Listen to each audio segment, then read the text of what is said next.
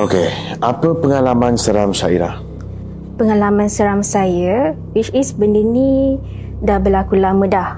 Which is semasa more than 5 years ago, masa saya sekolah. So currently umur saya dah 20-an. Walaupun benda ni dah lama, tapi ianya beri impact kepada saya sampai sekarang. And I really hope that benda ni bukannya sampai seumur hidup. Which is I takut dengan gelap. I trauma, I akan fobia dengan gelap. Even tak semua orang tahu benda ni. Yang tahu cuma my close friend, my close family. Contoh, kalau ada blackout dekat rumah ke, apa ke, my parents akan segera cari I dulu. Sebab diorang takut I akan kena panic attack that time. So, dalam gelap tu I akan menangis. Disebabkan peristiwa yang I akan cerita this time. Saya masa sekolah menengah, daripada Form 1 sampai Form 5, ada 2 sekolah lah. So, saya tak boleh reveal sekolah yang mana satu. And masa tu, sekolah saya tu, dia di dalam kawasan kampung. Bukannya kawasan hutan. So, basically tak seram lah dia punya tempat tu sebenarnya. Tapi, dalam satu masa tu kita pernah dengar kan, kalau kita bersedih ke apa ke, kita jangan bawa diri seorang-seorang.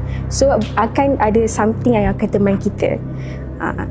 So masa tu basically saya punya asrama ni ada, sekolah saya ni ada 2 asrama perempuan. Saya boleh cakap ada asrama A, ada asrama B. Asrama A yang jauh sedikit daripada surau, asrama B dekat dengan surau. So one of my senior, basically dia pelajar contoh lah, pelajar yang orang kata pelajar baik, pelajar soleha kan, selalu pergi surau, pelajar yang cemerlang. And one day dia bersedih, which is dia ada masalah family dia, and at the same time dia ada masalah akademik juga. After solat asar, dia hilang tak ke mana. Dia kata dia nak bawa diri dia. Okey lah, so pergilah mana-mana lah kan. Lepas tu bila solat maghrib dia tak ada. Kita orang chill lagi, maybe dia akan balik ke surau waktu maghrib tu. Tapi tak ada juga. Sampailah waktu kelas malam, which is kita orang start dalam pukul 10 lebih macam tu, dia tak ada. So kita orang bagikan group by group lah. Okay, yang group A pergi dekat sekolah, group B pergi dekat kantin ke, dewan makan ke, apa semua. Still tak ada. So kita orang minta tolong ustaz. Ustaz pun tolong carikan. Ada yang budak lelaki azan apa semua. End up kita orang jumpa kakak tu. Kakak tu asalnya dia hostel A, dia bukannya hostel B. Tapi kita orang jumpa dia dekat hostel B. Dia dekat, kita orang jumpa dia dekat ampaian belakang. Dekat asrama kan ada ampaian. Dia duduk dekat ampaian tu semasa solat asar tu. Lepas asar tu dia duduk, waktu senja dia duduk situ. Dia dijumpai dalam keadaan dia pengsan. Dia tak buat apa-apa. And terus bawa ke surau, rawat dia, tapi at the same time panggil ambulans. Tapi rupa-rupanya dia pitam. Dia segera bangun time tu, dan saya tak ada ketika itu ni apa yang senior-senior yang lain yang ada ketika tu cerita pada saya. Dia kata dia meracau. So itu antara yang berlaku dekat sekolah saya lah, kat dalam tu. Tapi saya masa tu tak berapa, saya antara yang tak ada berani. Tapi boleh saya kata saya ni macam biasa-biasa, natural je. Kalau ada tu maybe kita kena takut lah. Tapi kalau tak ada tu macam rezeki kita lah tak jumpa kan. So macam saya cakap tadi, kalau kita bersedih, jangan bawa diri seorang-seorang. Saya pula masa tu, saya ada masalah dekat sekolah tu, which is saya tak ramai kawan. Time itulah, so saya sedih lah. Orang pulaukan saya apa semua. Jadi maybe kalau kawan-kawan saya tengok benda ni pun, diorang maybe tahu ni sekolah yang mana. So masa tu malam, okay, saya ni sejenis yang selalu bangun pukul 3 pagi secara tiba-tiba.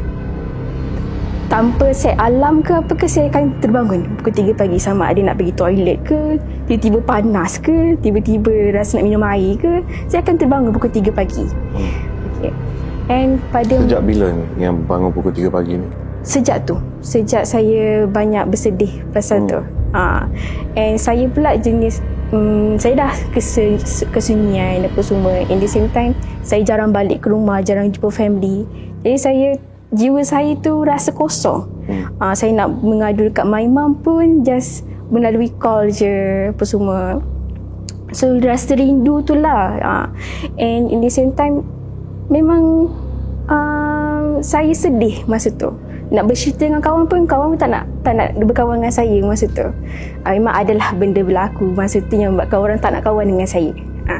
Masa tu hari saya bangun tu, saya tengok jam pukul 3.5 minit, 3.10 minit macam tu lah. So saya pergi toilet, saya nak buang air lah. Saya tengok dalam toilet asrama saya tu, saya asrama B. Okay. Dalam toilet asrama saya tu, dia ada banyak partition toilet lah. In the same time, dia bergabung dengan kolah. You know kolah kan? Tempat biasanya orang mandi air kat situ semua. In the same time, ada tempat untuk basuh baju. Dia gabung sekali dalam satu toilet tu. Besar jadi toilet tu memang besar. And dia ada para untuk letak bakul-bakul mandian. Bakul, biasalah asrama kan. So basically dalam asrama saya tu total dalam 50 ke 60 orang. So basically ada banyak bakul lah dekat situ. Lepas tu biasalah kalau dekat hostel kita macam chop tempat untuk mandi. Itulah ada member mandi kat dalam, kita letak kita punya bakul dekat depan. So saya masuk dalam toilet saya, dia buang air. Bila saya buka, ada bakul mandi saya dekat depan bilik air. Siapa yang letak? Pukul 3 pagi, tak ada siapa pun. Saya buat tak tahu lagi. Maksudnya Syairah masuk to use the toilet. Lepas tu bila buka pintu tu, bakul yang selalu Syairah letak pagi-pagi tu memang saya punya bakul, ada nama saya kat situ. Saya terkejut lah. Macam siapa yang letak ni? Saya buat macam saya macam tak ada rasa takut lagi, macam misteri siapa yang letak. Saya just fikir ada orang nak dajal saya ke apa ke kan, ada orang nak kacau saya ke. Buat tak tahu. Saya ambil, saya letak kat tempat yang saya letak masa mandi petang tu. Saya ambil wuduk, saya solat malam lah masa tu.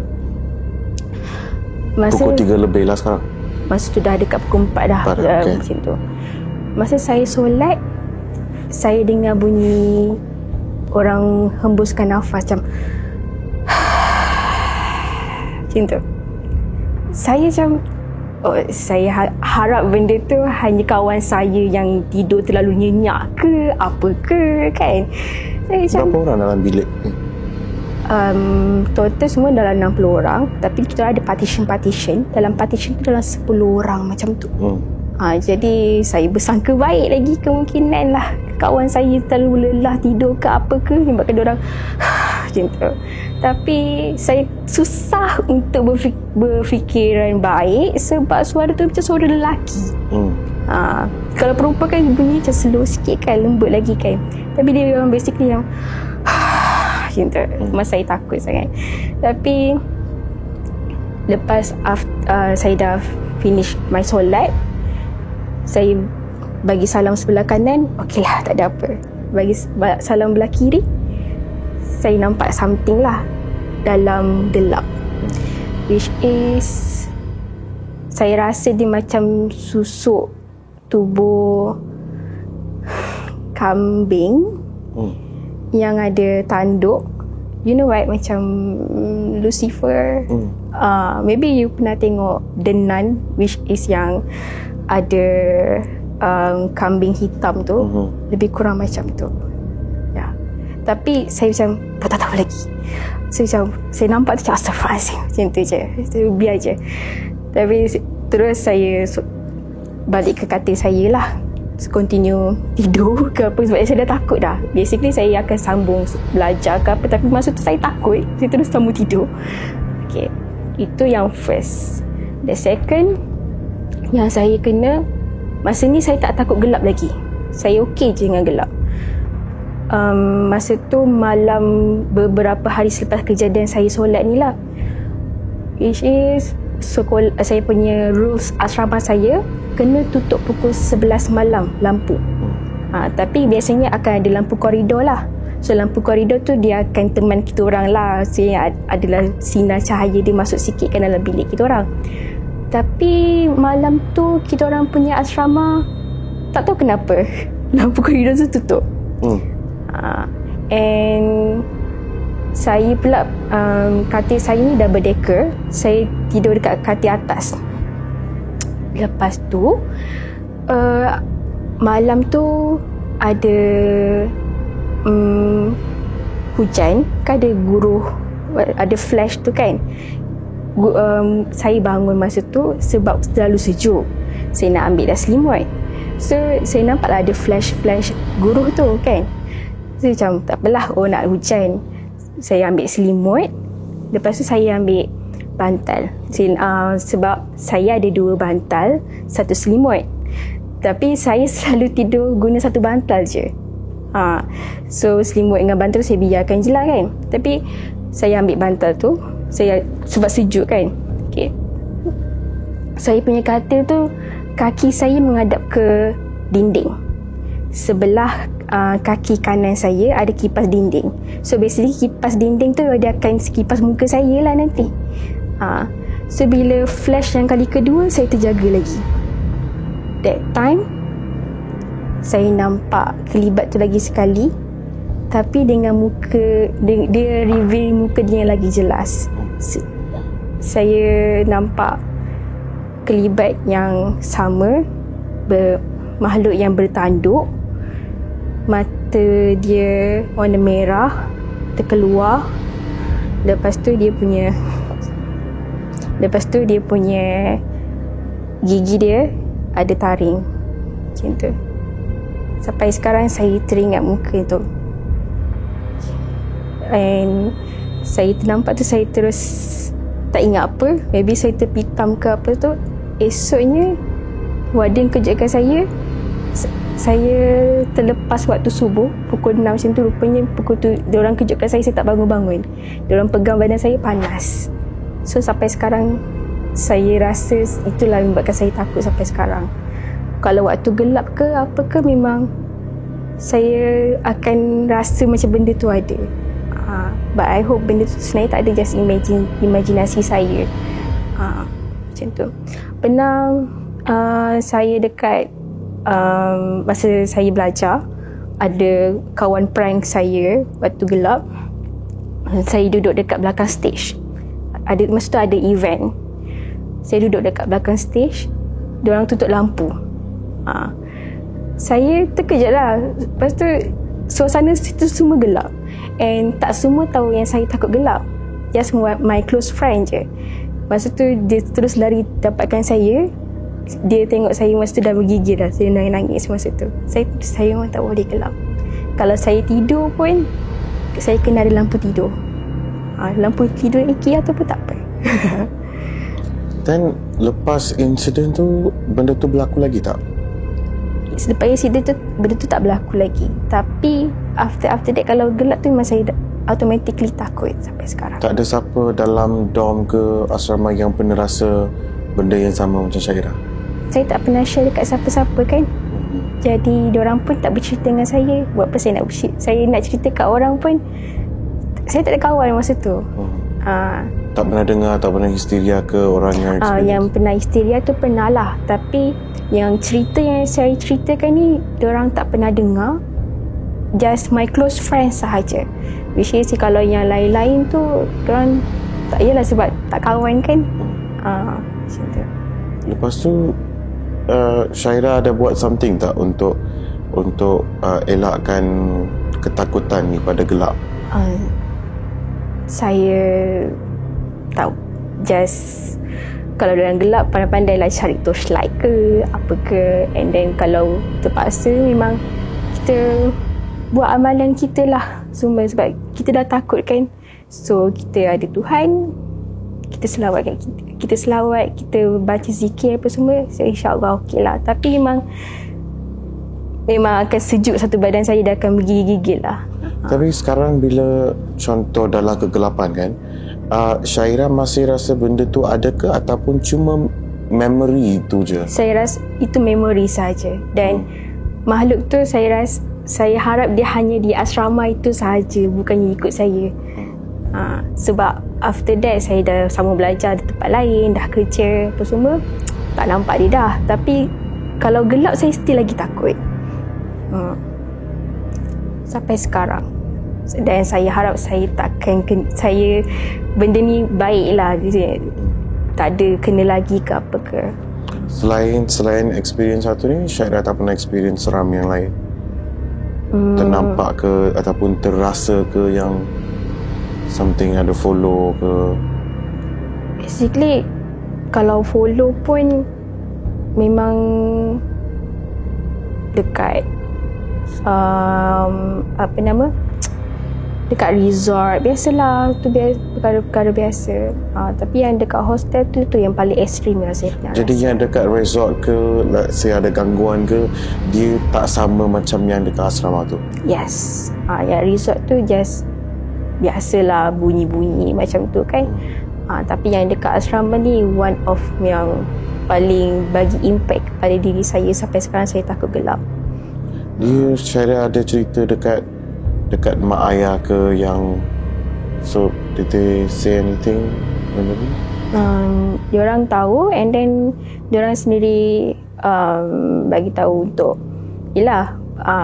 kalau ada, diorang sediakan kalau saya nak tidur ke apa ke, diorang masih sediakan saya punya lampu apa semua. So, kalau we travel anywhere, memang diorang dah bawa lampu siap-siap untuk saya.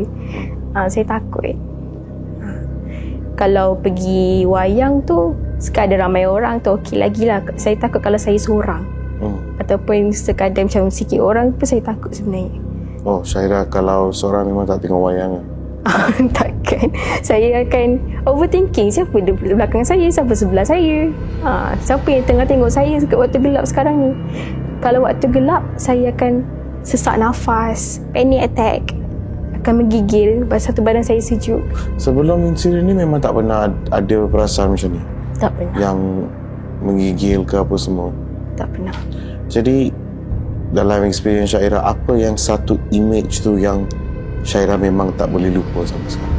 Image makhluk tu lah. Makhluk tu. Memang kalau saya, kadang-kadang dalam cerita hantu kan ada orang tunjuk yang macam tu kan. Some people akan macam, alah tak seram pun benda tu kan. Tapi kau tak pernah nampak benda tu in real life. Depan biji mata you sendiri, you tak pernah nampak. Jadi you akan cakap tak seram pun lah, macam kambing, buat apa nak seram. Tapi kalau you tengah tidur, you buka mata, you nampak benda tu, tak keseram. Jadi bagi saya benda tu bagi impact pada saya. Kalau tiba-tiba tutup lampu ni, memang saya takut.